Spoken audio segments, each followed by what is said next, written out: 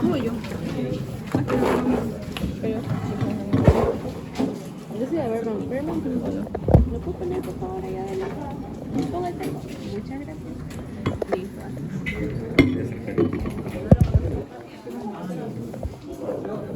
Ya. Entonces, vamos a empezar con ACV hemorrágico.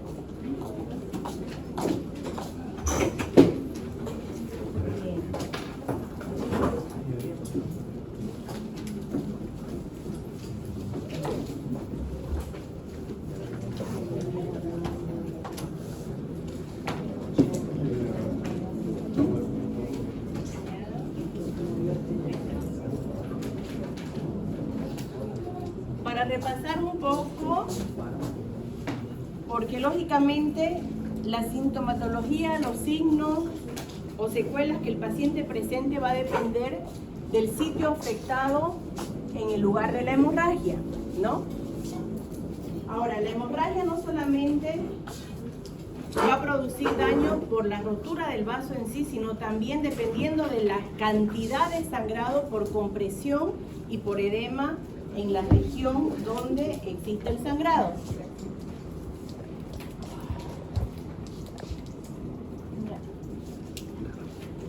Bien, acuérdense ustedes ya de anatomía, fíjense, toda la parte viene tronco, mesencéfalo, ¿cómo es? Eso, tronco, protuberancia, mesencéfalo, y después va subiendo cerebro, tenemos cerebelo, tenemos frontal, tenemos parietal, temporal, occipital. Y cada área maneja un, podríamos decir, síndrome específico cuando hay lesión en esa zona. Por ejemplo, ¿quién es el que más encargado de la parte del habla está? ¿Qué parte del cerebro? Habla y escucha. Ajá, temporal. Emociones, comportamiento, conducta, frontal. La parte visual, occipital. ¿Y la parte parietal de qué? ¿Se acuerdan lo que es el homúnculo de Penfield?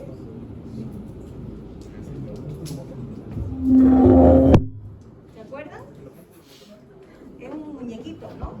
Medio raro, que tiene la parte de sensibilidad y tiene la parte motora. Depende de cuál evaluamos, el muñequito es diferente, ¿no?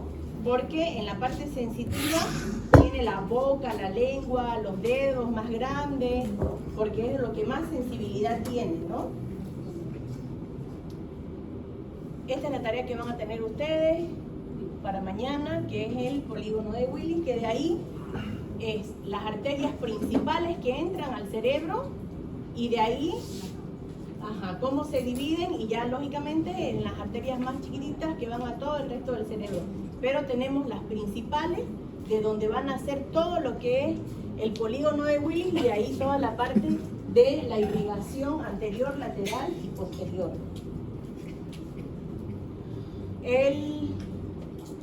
Esto también es importante, ¿por qué? Porque si tenemos lesiones que van a afectar o van a comprimir, por ejemplo, el acueducto de Silvio, lógicamente va a haber hidrocefalia porque el líquido no va a poder recircular. Ustedes saben que el líquido circula no solamente en el cerebro, sino la médula, y todo va recirculando, ¿cierto?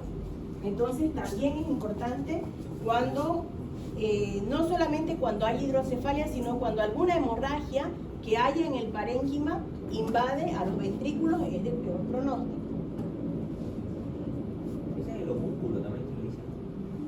Eso le dije el homúnculo de Penfield. Fíjense, tenemos somatosensorial y tenemos motora, que es lo que les decía, dependiendo de eso, la característica del muñequito, que es el homúnculo. ¿Por qué? Porque, como les dije, en la parte sensitiva, ¿qué es lo que más nosotros, dónde sentimos más, dónde tenemos más desarrollado el sentido para poder sentir, palpar, saborear? Fíjense, la mano, rostro y la lengua. Y el resto del cuerpo más es la parte motora que sensitiva, ¿no?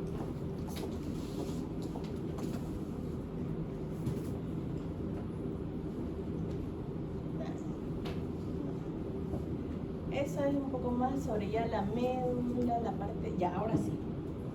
Bien, entonces, cuando hablamos de ACV hemorrágico, tenemos que diferenciar dos grandes cosas: la hemorragia intracerebral y la subaracnoidea.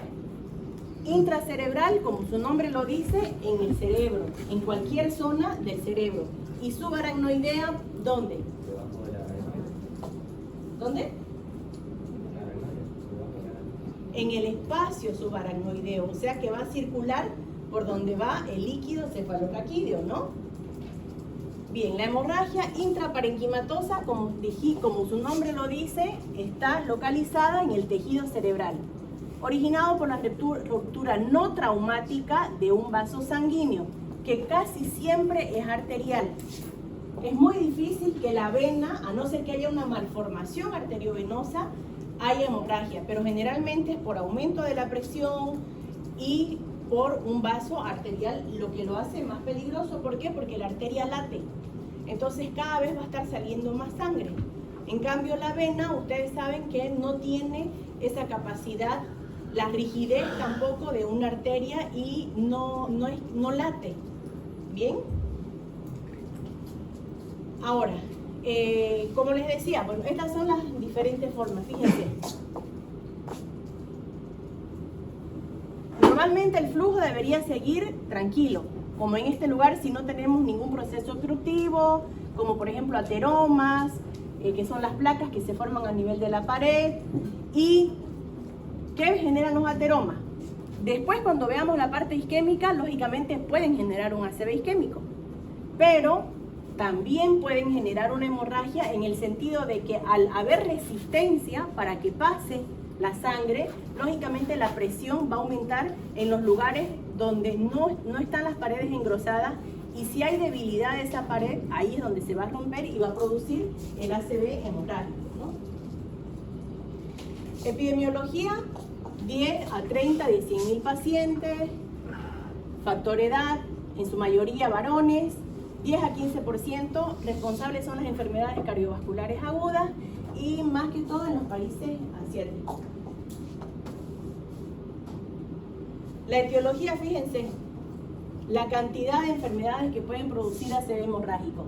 Una hipertensión crónica, sobre todo la hipertensión no controlada. Bien, malformaciones vasculares, que es lo que decíamos, arteriovenosas o malformaciones también arteriales. Aneurismas. ¿Qué son los aneurismas? Exacto, dilatación de la pared, ¿no?, arterial. Amiloidosis, que estas generalmente son enfermedades hereditarias, por eso, como decíamos ayer, la importancia de la historia clínica, porque estos son enfermedades hereditarias. Tumores cerebrales que pueden sangrar. Diátesis hemorrágicas, problemas que tenga la persona en cuestión de coagulación o trastornos de coagulación a nivel de hemorragia, y pueden causar hemorragia. Fármacos que esté tomando, también simpático-miméticos. Vasculopatía, puede ser por ejemplo una persona que tenga lupus, una persona que tenga alguna enfermedad autoinmune y que va a tener alguna vasculopatía, como frecuentemente sucede en estas enfermedades autoinmunes que tienen vasculitis, ¿no? Y lógicamente puede producirse hemorragia. ¿Cómo sucede? Ya dijimos que hay rotura de la pared, por lo tanto es un daño mecánico directo en las estructuras cerebrales por el efecto de masa que hace el hematoma. ¿Por qué? Porque el cerebro, ustedes saben, está dentro del cráneo. Si yo me hago una herida, o tengo un tumor, o me golpeo el brazo, la pierna, cualquier parte del cuerpo, se puede hinchar hasta el infinito. En cambio el cerebro no. ¿Por qué? Porque tengo la estructura ósea, que es su límite. Si bien está para protegerlo, pero también cuando hay edema, lógicamente no hay para dónde se vaya, y ahí es donde afecta como daño mecánico a nivel cerebral. Lógicamente, la salida de la sangre y todo el efecto inflamatorio va a producir glutamato, citocina, va a producir hierro, la degradación del hierro, y esto lo que hace es agravar el proceso inflamatorio, produciendo edema, apoptosis, necrosis y, bueno, aparición de todas las células inflamatorias que generan toda esta cascada inflamatoria con más radicales libres. Por eso es que hay que actuar rápido. Esto es un poquito más profundo todavía, ya hay disfunción mitocondrial que va a producir edema y el edema va a producir necrosis si es que no hay un tratamiento. La degradación de la hemoglobina, la cascada de la coagulación, producen activación de la microglía, puede haber, si llega a la parte de ventrículo o del espacio subaracnoideo, va a haber ruptura de la barrera hematoencefálica, va a haber más edema todavía a nivel vasogénico que puede producir vasoconstricción que empeora todavía más el pronóstico del paciente, ¿no? Si es pequeño, puede haber compresión del sistema ventricular y lo que les decía, ¿no? Puede causar hidrocefalia dependiendo de la zona donde se produzca el sangrado. Mientras más cerca de las estructuras mesencéfalo, protuberancia, bulbo, mientras más cerca de ahí sea, no necesita ser un hematoma grande para producir mucho daño. ¿Por qué? Porque ustedes saben que toda la estructura del cerebro se une ahí para pasar a la médula. Entonces no es lo mismo una hemorragia de 0,5 centímetros en el bulbo que una hemorragia de 0,5 centímetros en la parte parietal, ¿cierto? Entonces también eso es importante.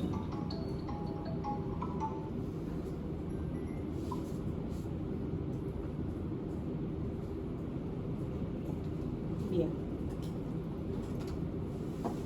Ahí es lo que decíamos, ¿no? Entonces si es de mayor tamaño va a desplazar las estructuras, aumento, esto es presión intracerebral, compromiso en la perfusión. ¿Por qué? Porque si yo aprieto algo, estoy alterando la perfusión en esa zona.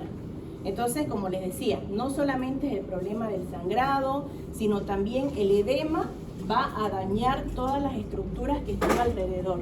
Y lógicamente lo que decíamos, como el cerebro no se puede hinchar por el hueso y hay edema, busca por dónde salir. ¿Y qué agujeros son los que tenemos en el cráneo?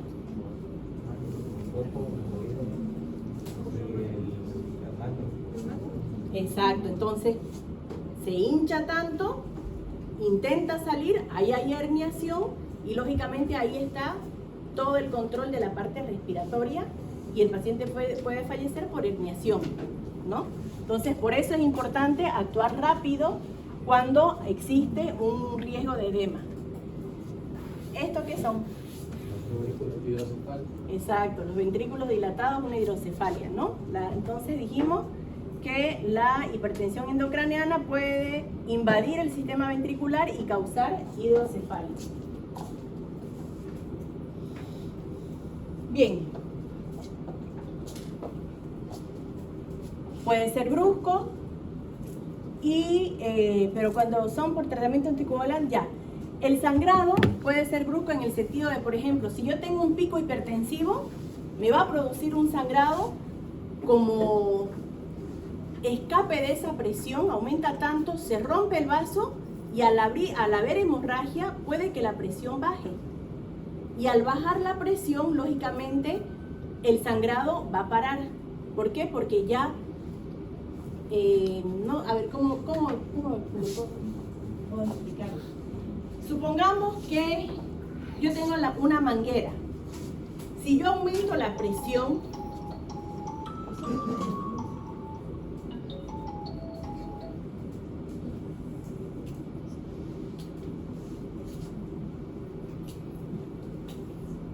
un segundo,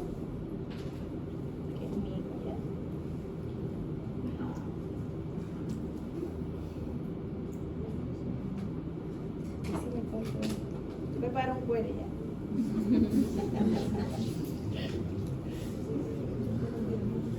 Ya, sigamos. Mientras pago el cuero. Ya, entonces, si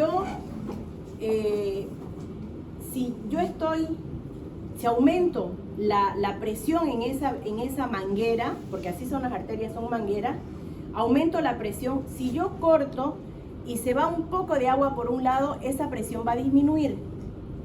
¿Bien? Ahora, como esa presión ya disminuye, ya no va a salir tanta agua o tanta sangre en el caso de las arterias porque la presión bajó gracias a ese escape que hubo de esa hemorragia, que lógicamente no es algo bueno. Pero si el paciente, por alguna de sus enfermedades, está anticoagulado, no vamos a tener esa ayuda de toda la cascada de coagulación que va a ir a ayudar a formar un pequeño coágulo y que no siga sangrando porque está anticoagulado. Por lo tanto, ese sangrado va a ser mucho más extenso y de mayor cantidad que si fuera solo por un pico hipertensivo. Y si el paciente es un paciente hipertenso que recibe tratamiento, es que de repente va a haber algún factor justamente que desencadene un pico hipertensivo. Puede ser un enojo, que no controló bien su medicación, que no comió adecuadamente, que se excedió de repente en el carnaval. Entonces, por eso es que dicen que la hipertensión es el asesino silencioso, porque no avisa. Cuando hay esos picos hipertensivos, a veces avisan con un ACV, no avisan con un dolorcito de cabeza, puede que sí, pero generalmente una presión mal controlada es mucho más peligrosa que cualquier otra enfermedad. Bien, ¿entendieron, no? ¿O no? Ok. Ya, ahora la clínica. Ahora sí, por ahí, después lo paso por acá.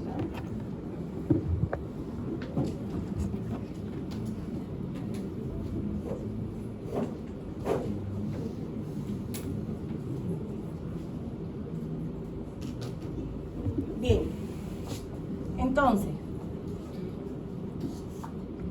vieron ustedes que las causas son muchas.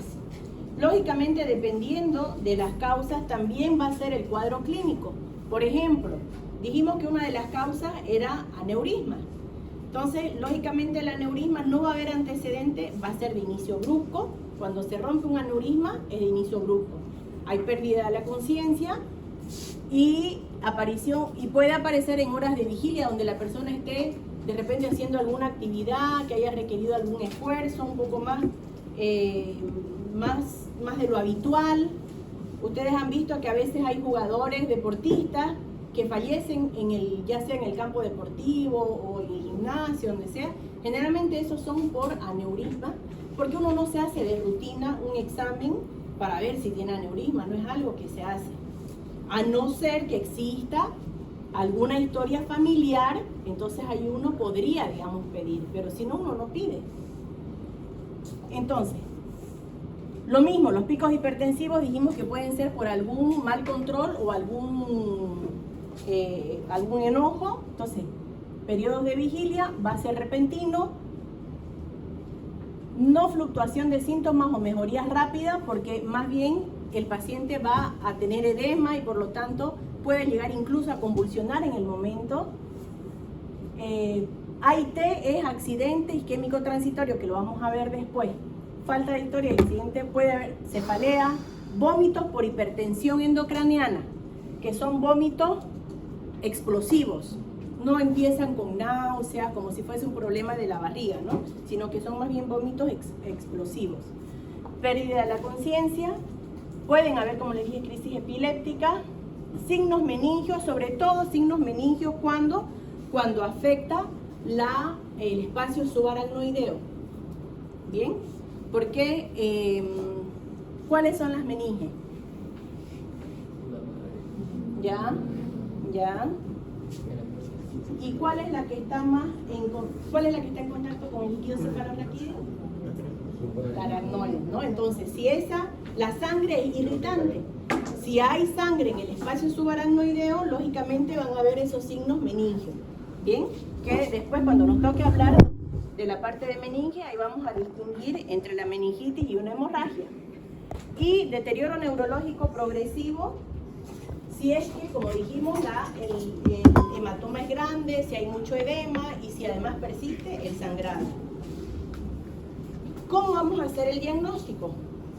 Doctora, una pregunta. Bien. ¿No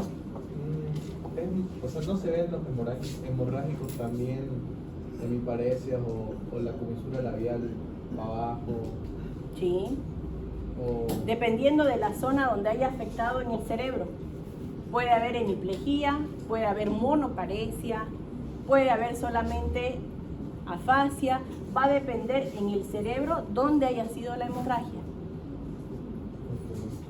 Mientras más cerca esté, por ejemplo, del tálamo, que es donde se une la parte motora en el cerebro, va a haber más compromiso motor de hemiplegia, ¿no? Entonces, tomografía en primera instancia. Llega el paciente a la emergencia con deterioro de conciencia, con cefalea brusca, con vómitos explosivos, alteración de conciencia, ustedes sí o sí tienen que pedir una tomografía. Y la tomografía no necesita ser con contraste, es una tomografía simple. ¿Por qué? Porque la sangre se ve. A diferencia, como vamos a ver en el isquémico, que más bien como hay ausencia de sangre, se ve una zona de penumbra oscura, la sangre es totalmente diferente en la tomografía, porque se ve. ¿Bien? Resonancia magnética, si es muy chiquita la lesión y no se llega a ver, y lógicamente si queremos ver si es una malformación, si es una vez estabilizado el paciente, si es un aneurisma, ya se hacen estudios más profundos, que es lo que decíamos, ¿no? En el caso de malformaciones ya hay que ver contrastado para ver justamente todo la parte arterial y venosa. Las causas, dijimos, traumatismo puede darnos hemorragias intraparenquimatosas, hemorragias hipertensivas generalmente es en la zona, como vieron, cuando hay aumento de la presión, lógicamente va a haber más aumento de la presión en la zona donde entra la sangre al cerebro. Por eso estas localizaciones más frecuentes. Un isquémico puede convertirse también en hemorrágico. Por eso no hay que confiarse.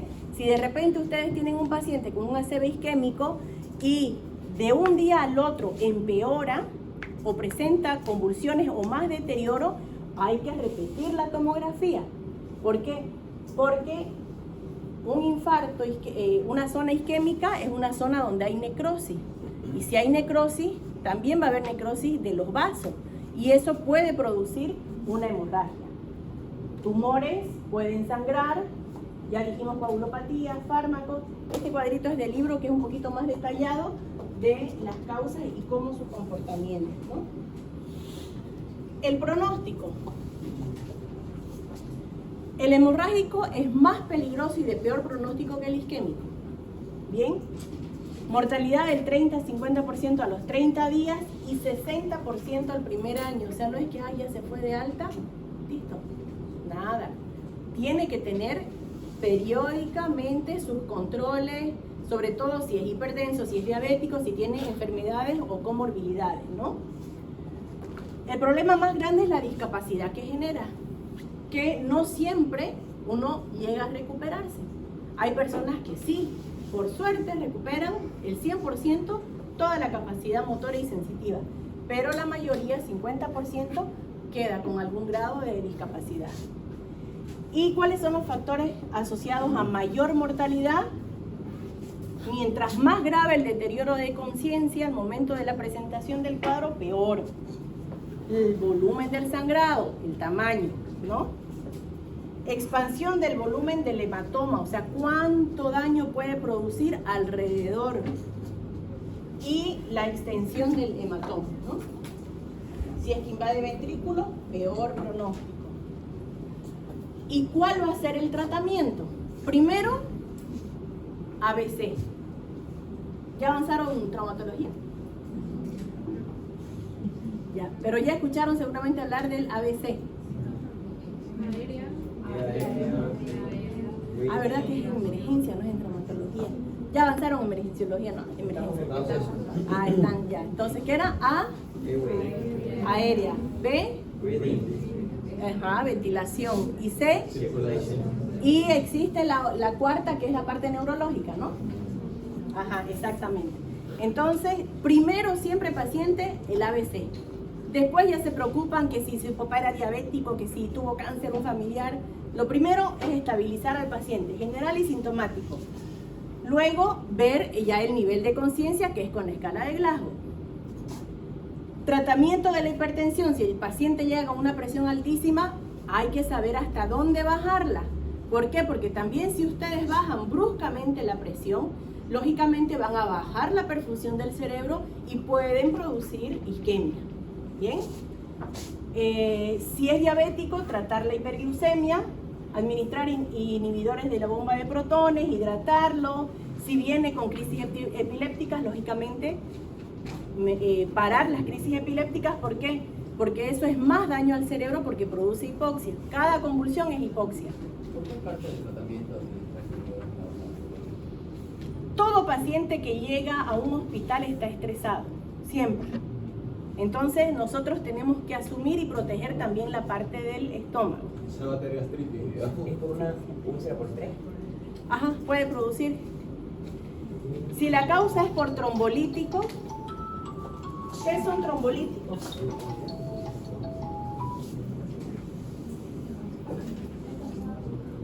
¿Qué son trombolíticos?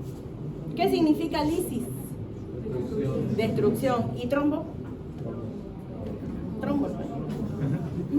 Entonces, ¿qué son trombolíticos? Exacto, los que destruyen el trombo, ¿no? Si la causa es tratamiento trombolítico, ¿cuándo se utiliza trombolítico? Exactamente. Un poquito más de 10 minutos. Pero, no un poquito más, después ya lo vamos a ver, no importa. Cuando veamos ACV químico lo vamos a ver. Pero ahí es donde nosotros utilizamos trombolíticos. Y lógicamente, uno de los efectos no deseados puede llegar a ser hemorragia. Entonces ahí tenemos que hacer el tratamiento contrario. ¿Bien? Y bueno, si existe coagulopatía, lógicamente tenemos que dar plasma fresco congelado para ayudar con algunos de los factores de coagulación, vitamina K, para tratar de parar ese sangrado.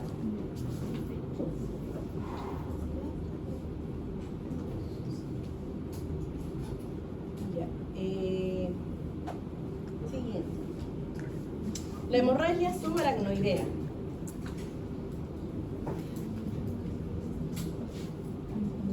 Bien. Deme 2 segundos que lo hice el pago y no se me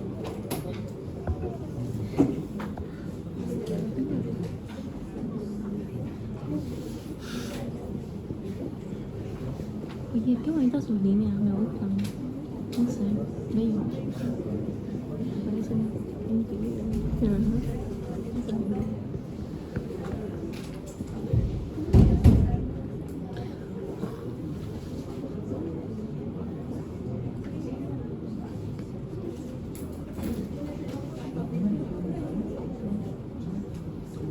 Ya.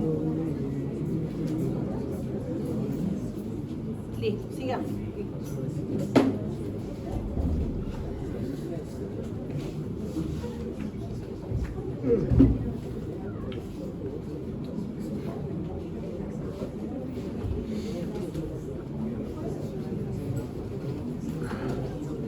Bien. Dijimos que la hemorragia subaracnoidea era el sangrado que iba a ir alrededor del espacio subaracnoideo, que esto rodea no solamente todo el cerebro, sino que baja también a la médula, ¿no? El espacio subaracnoideo está cerebro y médula. Entonces, extravasación hacia el espacio subaracnoideo, que por donde circula el líquido cefalorraquídeo. Se denomina hemorragia subaracnoidea primaria cuando el sangrado se inicia en esa zona, y secundaria cuando viene del parénquima e invade ya sea los ventrículos o se va hacia el espacio subaracnoideo. Y hemorragia subaracnoidea espinal cuando se origina a nivel de la médula, ¿no? Cuando la arteria se origina en el espacio. Ajá. ¿Cómo se puede originar ahí? Generalmente por aneurisma. Generalmente por eso sucede las hemorragias subaracnoideas primarias. Y secundarias por sangrado más localizados en el parénquima. O sea, Adentro. Y que van a invadir el espacio o el ventrículo, y del ventrículo se van a ir al espacio. Bien, aquí está la estructura, ¿no? Hueso, como dijimos. Está la dura madre, la pía madre, espacio subaracnoideo y el cerebro, ¿no? Etiopatogenia, más frecuente en las mujeres, entre los 40 y 60 años. Influye mucho los factores hormonales y raciales. Puede ser una de las causas de hipertensión, tabaquismo, abuso de alcohol. Miren, como justo para este feriado, ¿no? Abuso de alcohol, poliquistosis renal y síndrome de Ehlers-Danlos. ¿Se acuerdan o han escuchado hablar del síndrome de Ehlers-Danlos? Lo vamos a ver cuando veamos reumatología. Es un síndrome donde hay hiperlaxitud, donde hay problemas más que todo del colágeno. Las causas. Aneurisma arterial es la principal. Malformaciones vasculares que pueden ser arteriovenosas, alteraciones en las paredes vasculares, lo mismo, alteraciones en la coagulación, tumores también, una hipertensión endocraniana que haga que el líquido, que la sangre se vaya hacia el espacio ventrículo o subaracnoideo, y puede haber también trombosis venosa profunda porque esto nos va a aumentar la presión arterial por la resistencia, ¿no? ¿Cuál va a ser el cuadro clínico? Acá dijimos que en el anterior era brusco, repentino. Acá pueden haber síntomas prodrómicos. ¿Qué quiere decir prodrómico? Anteriores, ¿no? A que suceda el evento principal. Puede ser náuseas, puede ser visión borrosa, o que la persona tenga de repente algún tipo de alteración visual, de decir veo algo, veo figuritas, veo puntitos, algo. En un 20 a 30%, fíjense. Midriasis paralítica, dolor periorbitario, puede haber parálisis del cuarto par, cefalea intensa, brusca, puede ser localizada o generalizada y que se irradia a la columna. ¿Por qué? Porque todo, dijimos que el espacio subaracnoideo está también comunicado con la parte de la médula. Náuseas y vómitos por hipertensión endocraniana, agitación y confusión.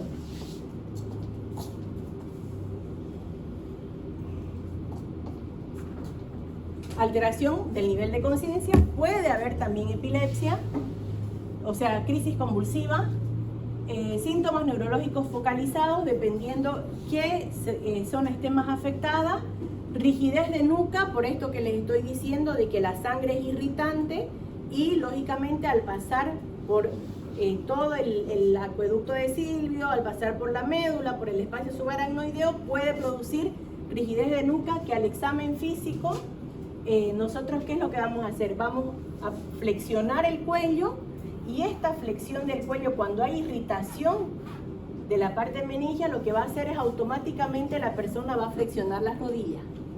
Bien, ese es el signo de Brudzinski.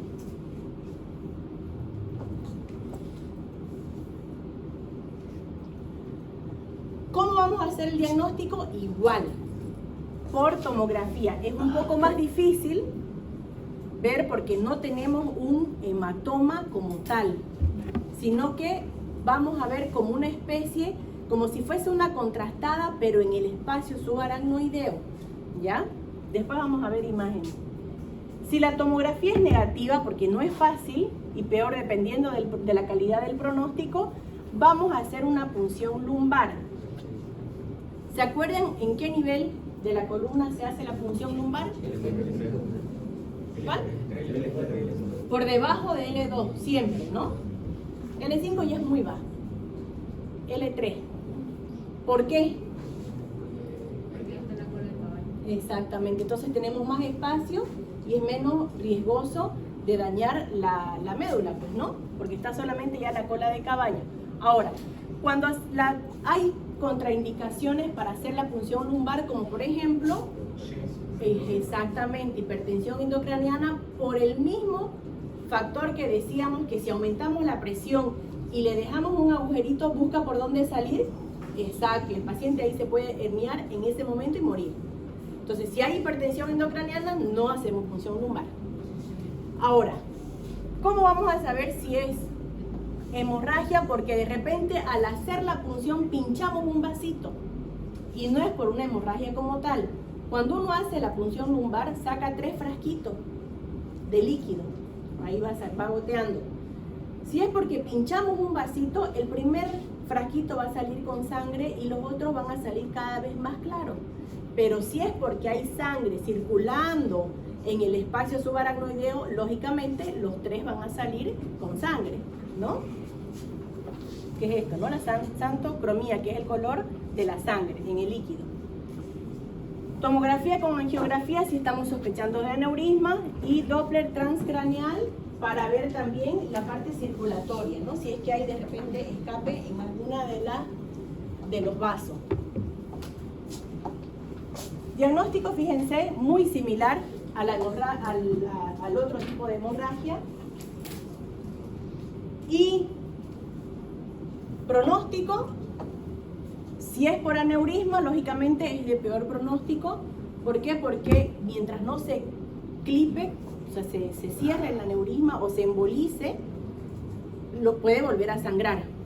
Y si de repente tenemos un aneurisma, de repente podemos tener otro que también puede sangrar.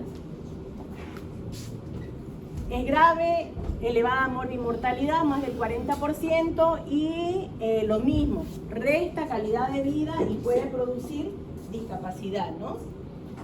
Factores de peor pronóstico, una nueva hemorragia, vasoespasmo, ¿por qué? Por la irritación de la sangre en el cerebro puede producir vasoespasmo y puede producir isquemia.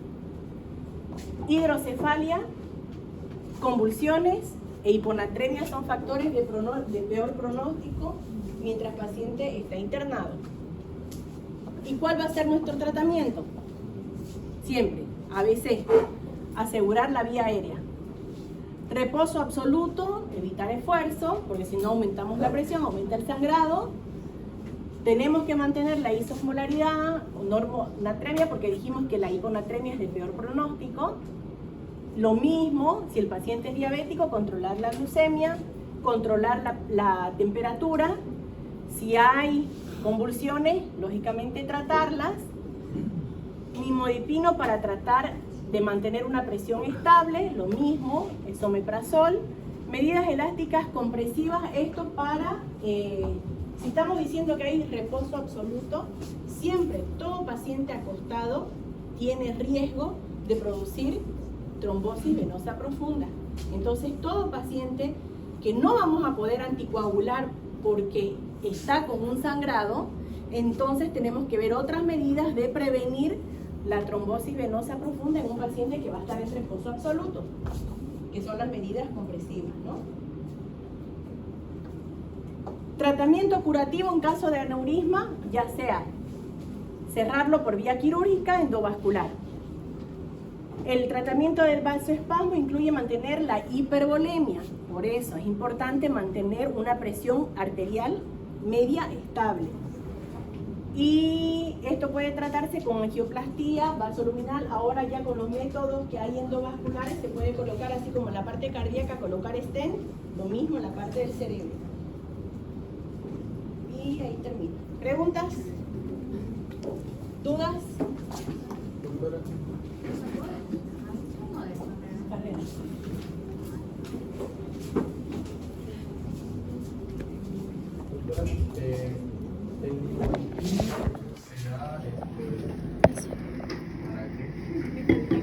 Ese es para regular la presión arterial y la resistencia de las arterias, para tratar de controlar para tener una presión arterial media. Lógicamente, si el paciente está hipertenso, no vamos a dar nimodipino. Eso es netamente para la resistencia de las arteriales, tener una buena presión, mejorar la irrigación a nivel cerebral, no para controlar la presión. No, es para mejorar la perfusión sanguínea. Ajá. Era un bloqueador de canal de calcio. Ajá, exactamente. Si no es para controlar, si el paciente está hipertenso, ahí sí hay que utilizar otro tipo de antihipertensivo. Si está de repente demasiado hipertenso, nitroglicerina, lógicamente terapia, dar Mesartán, dependiendo de lo que el paciente manejaba, dependiendo de la presión. Pero ese es más para mejorar la irrigación, no como antihipertensivo. No como antihipertensivo. No. ¿Preguntas?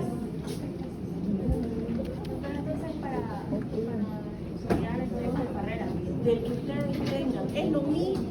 A veces el otro es un poquito más cantado, pero es lo mismo. es una cuestión y después regreso. Ajá. Sí, pero si tienen los otros libros igual. Más yo me voy a basar en las diapositivas. Más. Pero las diapositivas están con partes. Entonces, para que ustedes le entiendan mejor, ir al libro. Doctora, las va a subir a la plataforma, Creo que al WhatsApp.